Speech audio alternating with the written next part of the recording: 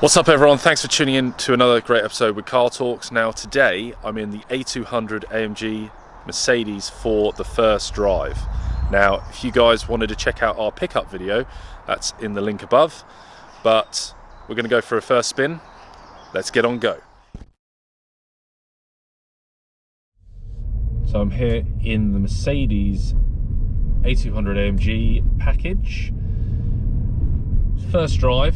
I'm pretty impressed so far, to be honest. Normally I look for certain things and I'm going to go through like a checklist when I'm driving the car.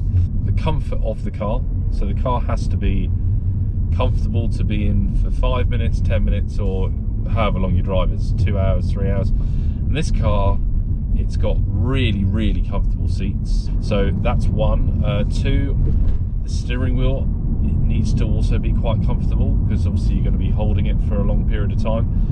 I know that might sound silly, but I've got quite large hands, so I need the steering wheel to be a thicker steering wheel. And over time, I think cars I've owned, the steering wheels are thicker. Like for instance, this AMG steering wheel, it's a thicker steering wheel. Need to have a good feel for the wheels. That might sound really silly, but it makes sense if you're a driver. You need to know which way the wheels are pointing, especially if you're driving a little bit quicker. Sort of bombing around town, you like to know and have feel behind the steering wheel. And I think this car gives a good representation of that. Also, I think that this car needs some buffing up because it's normally an A200. You would assume it's like a 2-litre turbo. It's actually a 1.3-litre turbo. It produces about 157 horsepower. I didn't think it was too bad for a 1.3 litre. Driving this at slightly quicker speeds around normal roads, I think that, yeah, see, it's got good feel. You get a good sense of direction. This car, front wheel drive, it points where it shoots. I'm sure that if I drove at slightly quicker speeds without there being too much traffic, there is a bit of traffic today, you would feel that there's understeer probably through roundabouts and stuff, but I'm not really going to totally experience that today, I don't think. But the one thing that I'm slightly disappointed with, because it's not a cheap hatchback, it can be spec'd up at this engine spec over 30 grand. Much of the performance is there, the comfort's there, the materials, the whole shebang. It's got great tech inside.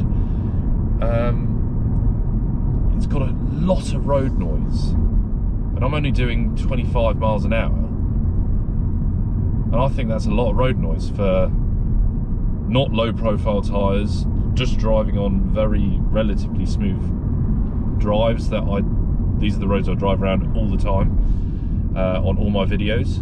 So that's one thing that I'd say that's slightly negative about this car.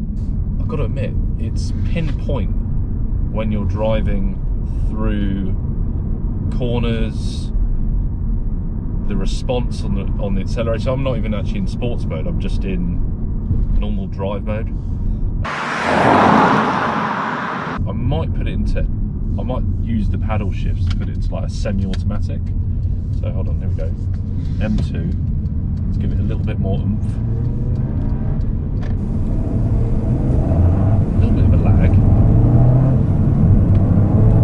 Interesting. It doesn't really give you that sense of urgency like I thought it would. I'm probably expecting the 2-litre turbo like in the AMG A45 rather than the A200. But still fairly impressive nonetheless. Learning to drive this car over the last couple of days, I think that when I pull the windows down, you get a little bit more interaction. I think this car needs to have that typical AMG noise and boost. Windows up, you don't really get a sense of that, but if I have the windows down, you get that. You can hear the little wastegate, you get to hear the exhaust and the engine roar. I think you get a bit more of a feel for the car. Yes, you hear a little bit more road noise, but that's only because it's a busy day and there's a bit of traffic out. But ultimately, when you think of a AMG or a Mercedes for that matter in an AMG world, you want it to have that, as much as it's not the AMG model, it's got the AMG kit on it, you want it to still have that sense of, because it's a hatchback at the end of the day, you want it to have that exciting noise, and I think this does have a bit of that for the engine, the spec, and the price point you're paying. I don't think that you're getting let down when you've got the windows down, but when the windows are up, it just seems like a normal, you could have any hatchback that's a 1.3 or 1.6 litre. Hats off to Mercedes, they've done a really good job with this. I'm just going to park up. I think also what's really quite cool on this spec, it comes with all the A classes. When you put it in reverse, it comes up with the reverse camera. I know a lot of people don't get on with these reverse cameras, but I think that paralleling up, and if you know where the wheels are on that camera, it really helps out. That's my review over in the car.